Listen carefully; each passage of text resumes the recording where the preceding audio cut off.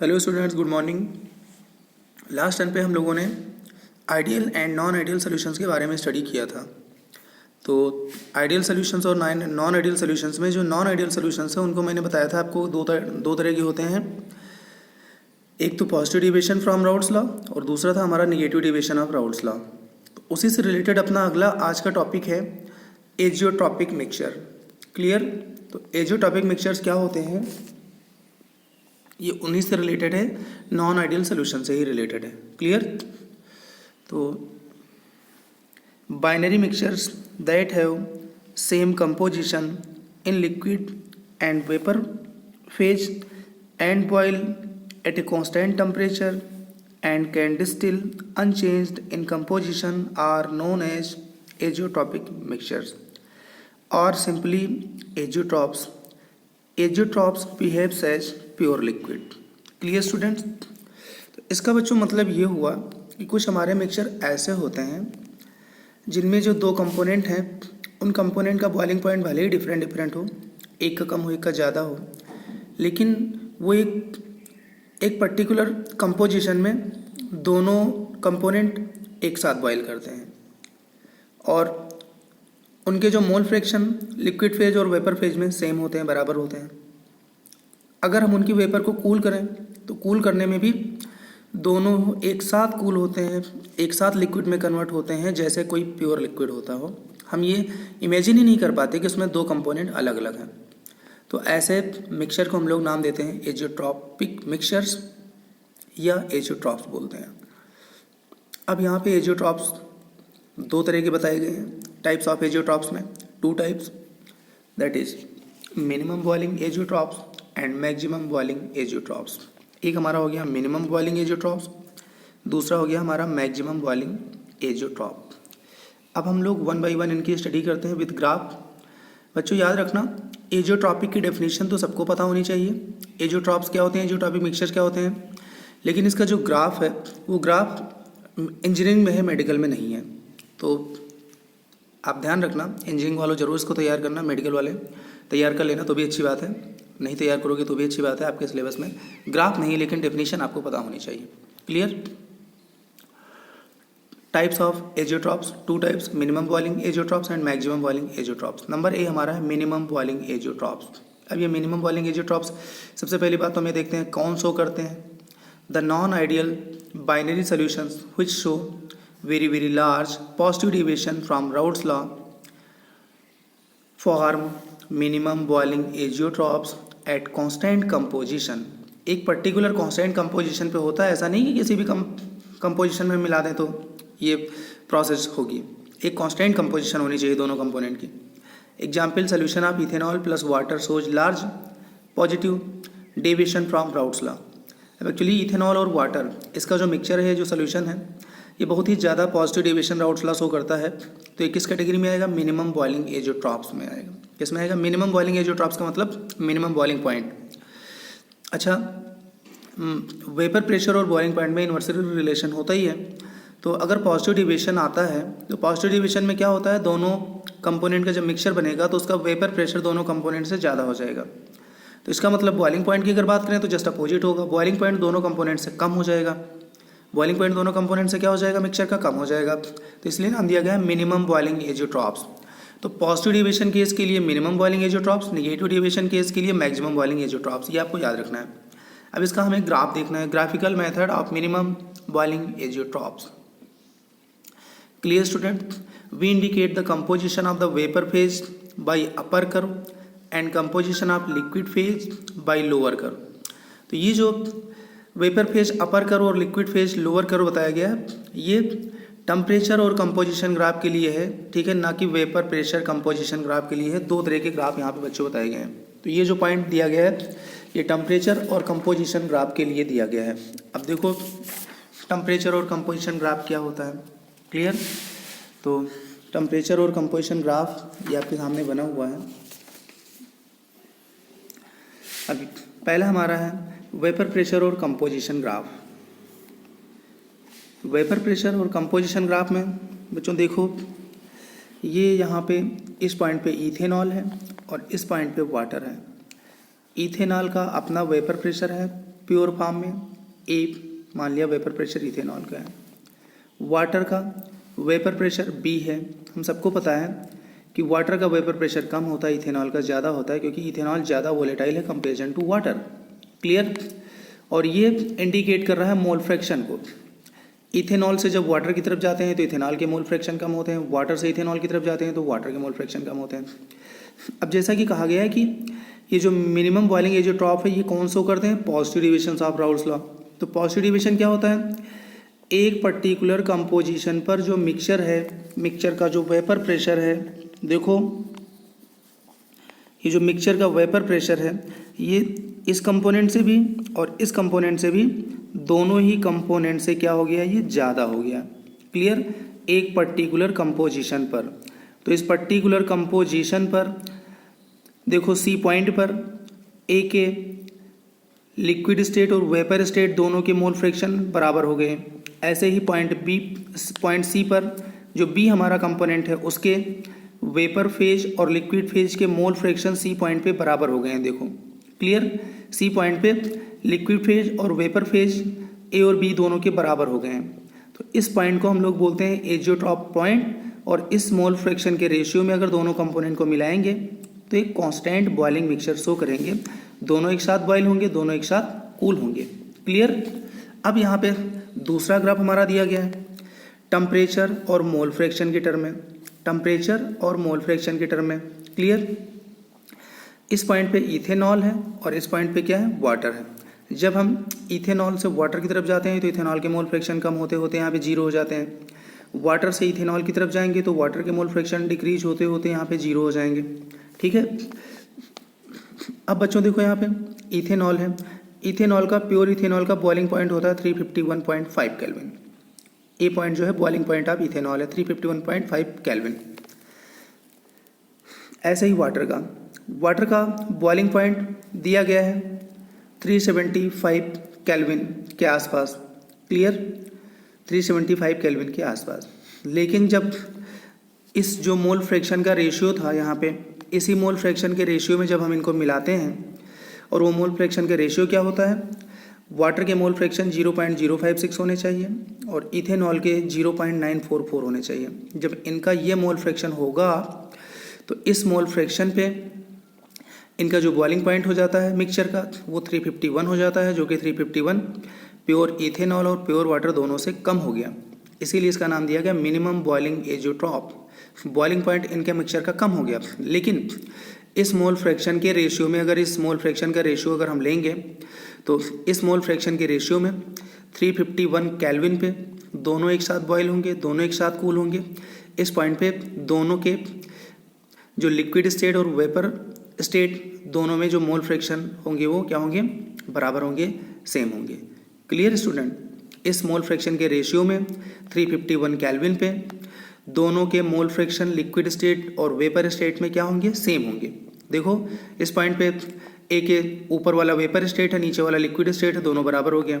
इधर इसमें भी ऊपर वेपर स्टेट है, नीचे लिक्विड स्टेट है, दोनों इस पॉइंट पे क्या हो गए, सेम हो गए। क्लियर। तो इस पॉइंट का नाम दिया गया एजियोट्रॉप। क्लियर। अब यहाँ पे हमने इसको एक्सप्लेन करके नोट कर दिया, कभी अगर आप भूल जाओ तो आप समझ लेना। यहाँ पे at the boiling point that is 351 kelvin, ये मिक्सचर का बॉइलिंग पॉइंट है, comma the composition of an azeotrope is mole fraction of H2 0.056 and mole fraction of ethanol 0.944, while the boiling point of pure ethanol and water is 351.5 Kelvin and 373 Kelvin respectively, which are higher than the boiling point of azeotrope. Azeotrope के boiling point से ज़्यादा है, लेकिन इनका actual में boiling point क्या हो गया, कम हो गया। क्लियर।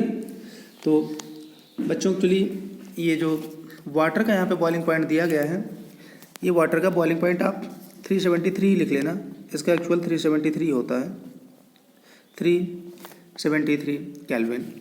क्लियर। तो ये हो गया। अब अगला हम लोग देखते हैं number B, maximum boiling azeotrope. Maximum boiling azeotrope बिल्कुल मिनिमम बॉइलिंग एजियोट्रॉप का अपोजिट है। ये कौन से शो करेंगे, जो निगेटिव डेविएशन शो करते हैं। The non volatile solution which shows negative deviation from Raoult's law form maximum boiling azeotropes. जो नॉन आइडियल सोल्यूशन जो निगेटिव डेविएशन शो करते हैं वो मैक्सिमम बॉइलिंग एजियोट्रॉप शो करेंगे। कारण क्या है कि maximum boiling azeotrope negative deviation में होता क्या है कि जो मिक्सचर से मिक्सचर्स का वेपर प्रेशर दोनों से कम हो जाता है, और जब मिक्सचर का वेपर प्रेशर दोनों से कम हो जाएगा तो मिक्सचर का बॉइलिंग पॉइंट दोनों से बढ़ेगा, क्योंकि बॉइलिंग पॉइंट और वेपर प्रेशर में स्टूडेंट्स इन्वर्सली रिलेशन होता है। अगर मिक्सचर का वेपर प्रेशर दोनों कंपोनेंट से कम हो जाएगा तो बॉइलिंग पॉइंट उस मिक्सचर का दोनों से ज़्यादा हो जाएगा, इसीलिए नाम दिया गया है मैक्सिमम बॉइलिंग एजियोट्रॉप। क्लियर। इसमें from vapour pressure composition graph we can see that the solution has a minimum vapour pressure at a particular composition. This leads to a maximum on the boiling point composition diagram. ये जो vapour pressure composition graph है इसमें एक minimum point मिलता है, तो इस mole fraction का रेशियो जब होगा तो उसका बॉइलिंग पॉइंट क्या मिलेगा, हमें मैक्सिमम पॉइंट मिलेगा बॉइलिंग पॉइंट का। क्लियर। अब देखो इसमें ये हमारा प्योर वाटर है और ये हमारा नाइट्रिक एसिड है। वाटर इसका अपना वेपर प्रेशर पॉइंट ए पे है और नाइट्रिक एसिड इसका अपना pure vapour pressure point C पे है। दोनों का वेपर प्रेशर नियरली क्या होता है, सेम होता है, क्योंकि जनरली दोनों ही इनकी वोलेटिलिटी जो होती है वो जनरली क्या होती है, सेम होती है। वाटर कुछ ज़्यादा होता है बस, इसलिए थोड़ा सा ए पॉइंट ज़्यादा बनाया गया है। अब यहाँ पे मोल फ्रैक्शन है। वाटर से जब आप नाइट्रिक एसिड की तरफ जाओगे तो वाटर के मोल फ्रैक्शन कम होंगे, नाइट्रिक एसिड से जब आप वाटर की तरफ आओगे तो नाइट्रिक एसिड के मोल फ्रैक्शन कम होंगे। क्लियर। तो ये जो एक पर्टिकुलर पॉइंट लिया गया है, ये इस मोल फ्रैक्शन के रेशियो में अगर हम नाइट्रिक एसिड और वाटर लेते हैं, क्लियर, तो उनका जो पॉइंट बी पे, जो यहाँ पॉइंट बी बताया गया है, इस पॉइंट पे उनकी मोल फ्रैक्शन लिक्विड फेज और वेपर फेज में, लिक्विड फेज है ये वेपर फेज है, ऐसा ये लिक्विड फेज है ये वेपर फेज है, तो लिक्विड फेज और वेपर फेज में देखो इसका मोल फ्रैक्शन बराबर हो गया। लिक्विड फेज और वेपर फेज यहाँ तक पहुँचते पहुँचते दोनों का क्या हो गया, बराबर हो गया। क्लियर। तो ऐसा बिहेवियर शो करते हैं ये जो नेगेटिव डेविएशन वाले होते हैं। अब इसके बाद अगला जो इनका है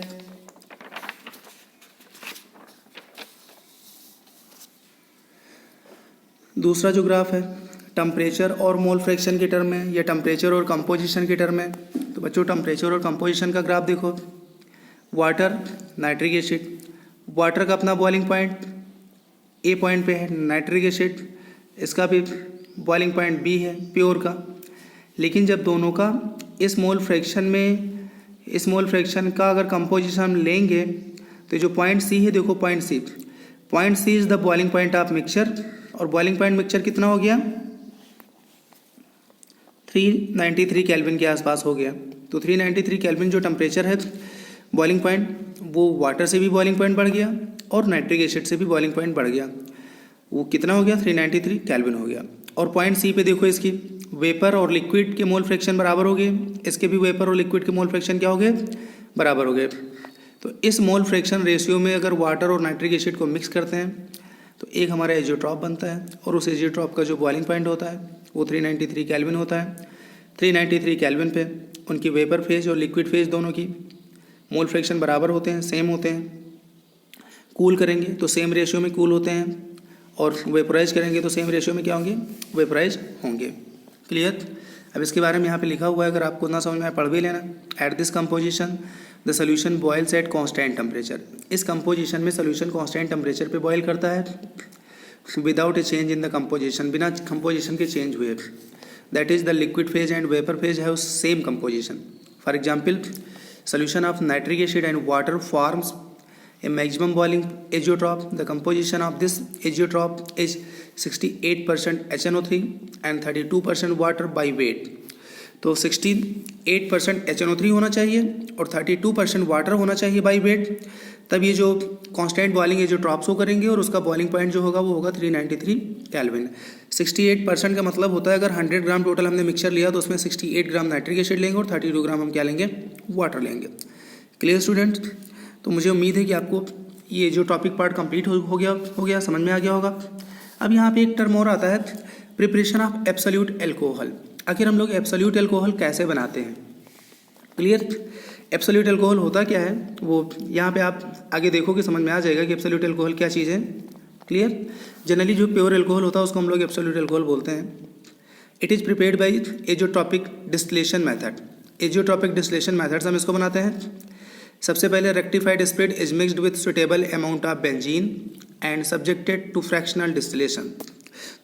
फ्रैक्शनल डिस्टिलेशन के बारे में स्टूडेंट मैंने आपको क्लास 11 में ऑलरेडी एक्सप्लेन किया हुआ है, आप वहाँ पे पहुँच जाओ और उसको तुरंत आप तैयार रखो। तो rectified spirit is mixed with suitable amount of benzene and subjected to fractional distillation.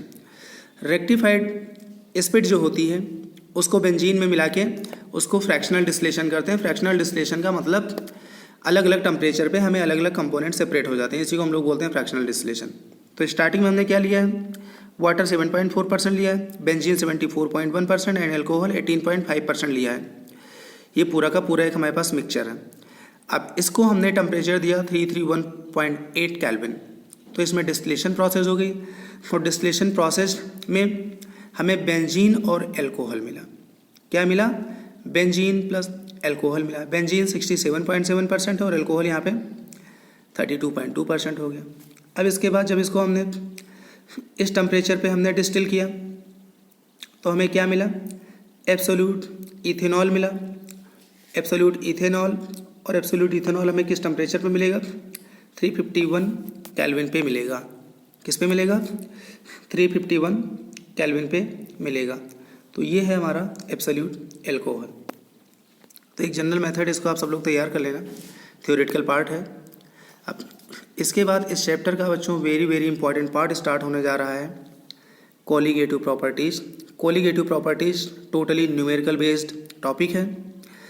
Generally इस चैप्टर में 90% कम से कम जो है 90% कोलिगेटिव प्रॉपर्टीज़ से ही क्वेश्चन पूछे जाते हैं आपके यहाँ। तो कोलिगेटिव प्रॉपर्टीज़ बहुत ध्यान से समझोगे और इस पर न्यूमेरिकल्स हैं, न्यूमेरिकल्स की प्रैक्टिस करोगे। बहुत सारे क्वेश्चन हमने सॉल्व कर रखे हैं, उनको आप देख लोगे एक बार। कोलिगेटिव प्रॉपर्टीज़ होती क्या है, सबसे पहली बात हम उसकी बात करते हैं। All those properties of solution which depend upon the number of solute particles and do not depend upon the nature of solute particles are called colligative properties. Clear? So I repeat again, my dear students, all those properties of any solution which depends upon the number of solute particles and they do not depend upon the nature of solute particles are called colligative properties. Means those properties which changes by change in number of particles are called colligative properties. अगर solution में number of particles change होते हैं और वो property change होती हैं तो उनको बोलते हैं हम कोलिगेटिव प्रॉपर्टीज़। हमारे सिलेबस में यहाँ पे 4 टाइप की कोलिगेटिव प्रॉपर्टीज़ यहाँ पे हैं। There are 4 types of colligative properties in solution and these are named relative lowering of vapour pressure, it is denoted by RLVP। elevation in boiling point, it is also known as ebullioscopy. Depression in freezing point, it is also known as cryoscopy. And the fourth one is osmotic pressure. Clear? तो ये चारों colligative properties हमें 1 by 1 हमें detail में study करना है with फार्मूले with numerical. तो अब स्टार्ट करते हैं। सबसे पहले हम कोलिगेटिव प्रॉपर्टीज़ नंबर 1, लेकिन कोलिगेटिव प्रॉपर्टीज़ नंबर 1 स्टार्ट करने से पहले हमें एक रिलेशन ये पता होना चाहिए। मैंने वैसे ओरली आपको आज कई बार बताया इस लेक्चर में, एक बार फिर देख लो। वेपर प्रेशर और बॉइलिंग पॉइंट में इन्वर्सली रिलेशन होता है और वेपर प्रेशर और फ्रीजिंग पॉइंट में डायरेक्टली रिलेशन होता है। फ्रीजिंग पॉइंट बॉइलिंग पॉइंट में इन्वर्सली। अगर किसी भी लिक्विड का 2 लिक्विड है, जिसका वेपर प्रेशर ज़्यादा होगा उसका बॉइलिंग पॉइंट कम होगा, जिसका वेपर प्रेशर कम होगा उसका बॉइलिंग पॉइंट क्या होगा, ज़्यादा होगा। अब बॉइलिंग पॉइंट क्या होता है, तो जनरली आपने पढ़ा होगा the temperature at which liquid start boil is known as boiling point. लेकिन हमें यहाँ पे स्टैंडर्ड डेफिनेशन वेपर प्रेशर के टर्म में हमें पढ़ना है। हम किसी लिक्विड को जब हीट करते हैं तो वो वेपराइज होना स्टार्ट करता है। जब वेपराइज होगा तो उसकी वेपर प्रेशर बढ़ेंगे, उसका वेपर प्रेशर बढ़ेगा और उसका वेपर प्रेशर जब एटमॉस्फेरिक प्रेशर के बराबर हो जाता है, उसका जो सराउंडिंग एटमॉस्फेरिक प्रेशर है उसके इक्वल हो जाता है, तब वो लिक्विड बॉयल करना सिर्फ स्टार्ट करता है। ठीक, और उस टेम्परेचर को हम लोग उस लिक्विड का बॉइलिंग पॉइंट बोलते हैं। और हर लिक्विड का बॉइलिंग पॉइंट क्या होता है, डिफरेंट होता है। तो आपको बॉइलिंग पॉइंट मॉडर्न डेफिनेशन आपको याद रखना है। The temperature at which the vapour pressure of any liquid becomes equal to the atmospheric pressure and liquid starts boil is known as boiling point of that liquid. Clear? उसको हम लोग boiling point बोलते हैं liquid का।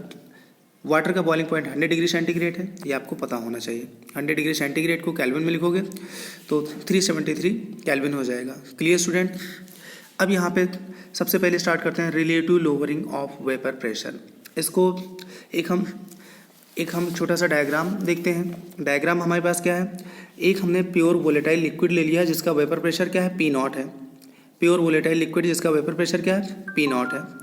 ठीक, अब उसमें हमने W gram, small W gram non volatile and non electrolyte हमने सॉल्यूट मिला दिया, तो क्या बन गया, सोल्यूशन बन गया। अब सोल्यूशन का वेपर प्रेशर हम सबको पता है चेंज हो जाता है, इसलिए इसका सिंबल हो गया PS। सोल्यूशन में सोल्यूट भी है और सॉल्वेंट भी है। सोल्यूट के मोल्स स्मॉल n है, इसका मोल फ्रैक्शन एक्स सोल्यूट।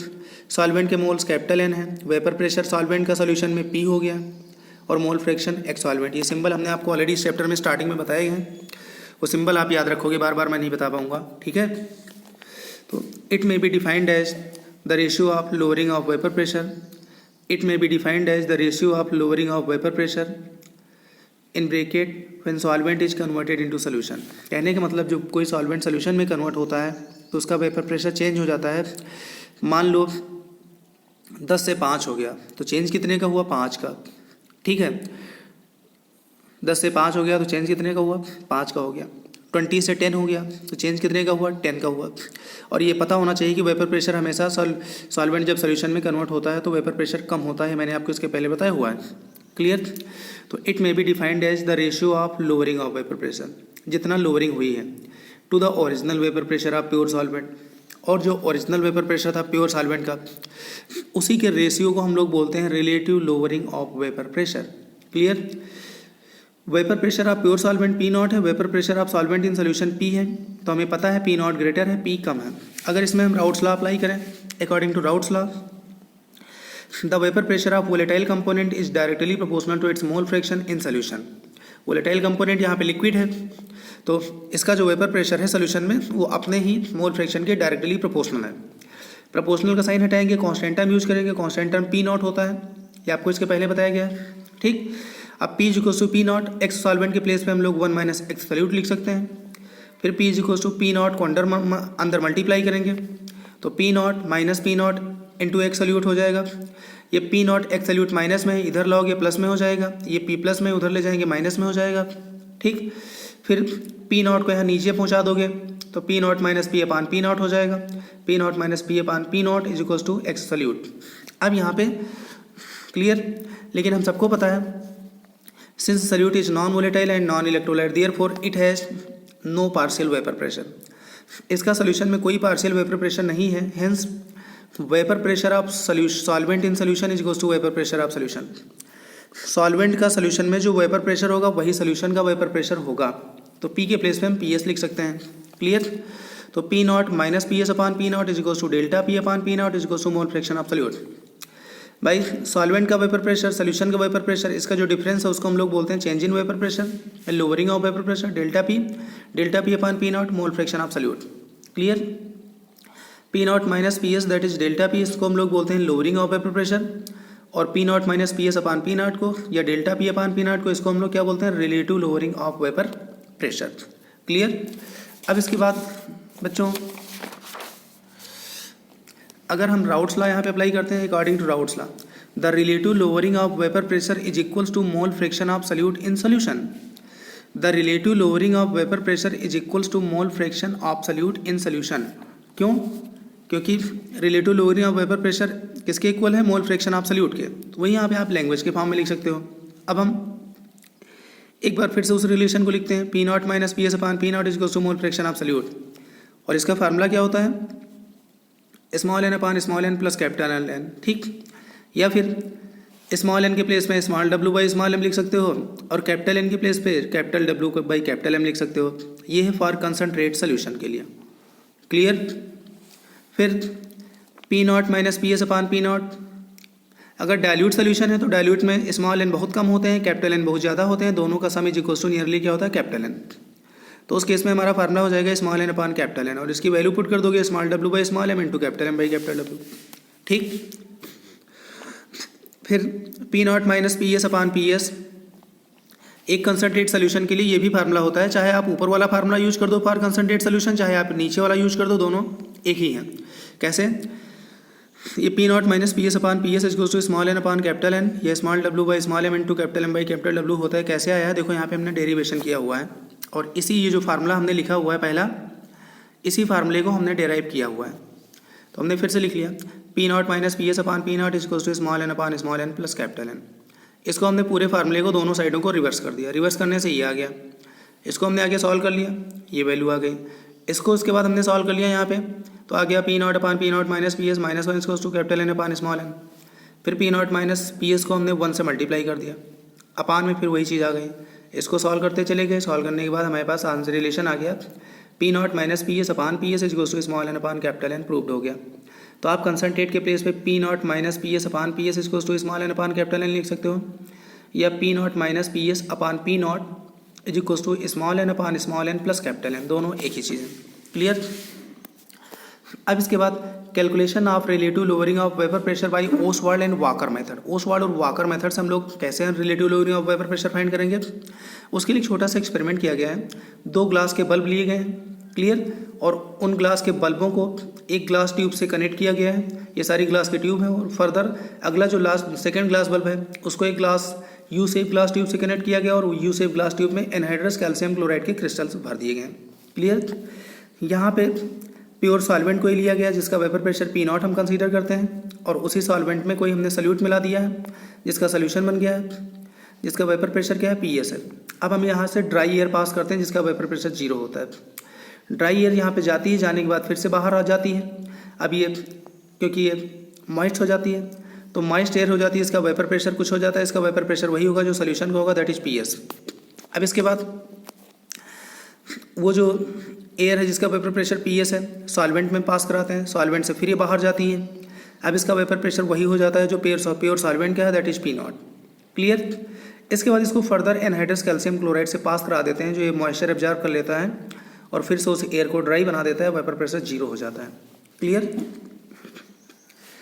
अब इसके बाद बच्चों देखो, अगर एयर ड्राई है, यहाँ से आके पास होके निकली है, तो जितना ये मॉइस्ट हुई होगी उतना यहाँ पे सोल्यूशन का वेट कम हो गया होगा। ऐसे ही जब सॉल्वेंट से निकली होगी तो सॉल्वेंट का भी वेट कुछ कम हो गया होगा, तो सोल्यूशन का वेट उतना ही कम हुआ होगा जितना पीएस होगा, और सॉल्वेंट का वेपर प्रेशर उतना ही कम होगा जितना आगे यहाँ पे इसका वेपर प्रेशर होगा। क्लियर? तो यहाँ पे देखो मैंने लिखा हुआ है loss in weight in solution directly proportional to PS and loss in weight in solvent directly proportional to P not minus PS. यहाँ पे कितना लॉस हुआ है? एक्चुअली यहाँ पे जब गैस रिलीज हुई तो उसका वेपर प्रेशर पी नॉट हो गया, और पहले से ऑलरेडी क्या था? पीएस था। तो अगर आपसे पूछा जाए यहाँ पे इंक्रीमेंट कितना हुआ है, तो P not minus P S का हुआ है, तो वेट भी लॉस होगा P not minus P S. यहाँ पे हमने पी एस माइनस 0 नहीं लिखा, 0 का मतलब 0 ही होता है। यहाँ पे आप लिख सकते हो P S minus 0 P S ही रहेगा। क्लियर? तो P not minus P S हो गया। अब आपसे पूछा जाए total loss, solution plus solvent में टोटल लॉस कितना हुआ, दोनों वैल्यू को आप ऐड कर लोगे तो ये हो जाएगा पी नॉट। क्लियर? अब अगर आप यहाँ पे लिखो इधर loss in weight in solvent upon total loss, तो loss in weight in solvent कितना है? P not minus P S है। टोटल लॉस कितना है? पी नॉट है। और इस रेशियो को बच्चों हम लोग क्या बोलते हैं? Relative lowering of vapour pressure. Clear? तो relative lowering of vapour pressure Ostwald और वाकर मेथड से क्या होगा? Loss in weight in solvent upon total loss. इस रेशियो को हम लोग बोलते हैं relative lowering of vapour pressure. ठीक है? चलो स्टूडेंट्स, अब इसके बाद अगली जो कॉलिगेटिव प्रॉपर्टी आती है हमारी elevation in boiling point. Number 2 जो कॉलिगेटिव प्रॉपर्टी है वो एलिवेशन इन बॉइलिंग पॉइंट है, उसको हम अपने नेक्स्ट वीडियो लेक्चर में करेंगे, लेकिन उसके पहले हम 1-2 न्यूमेरिकल भी सॉल्व करेंगे। ठीक है? Thank you, very good.